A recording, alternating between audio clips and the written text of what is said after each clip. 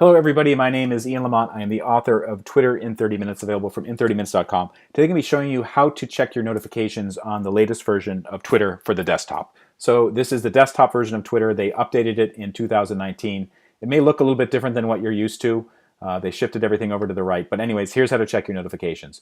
When you go logged into Twitter, you'll see at the top of the page, there's a couple different icons. The one with the bell has your notifications. And there may be a number here that shows how many outstanding notifications you have.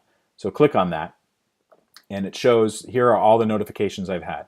So sometimes they're notifications like somebody followed me or somebody retweeted me. But if you want to just see what your mentions are, click that.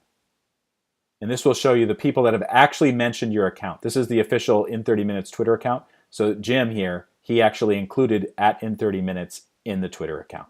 For more information on how to get the most out of Twitter, check out my book, Twitter in 30 Minutes, available from in30minutes.com. Thank you so much for watching.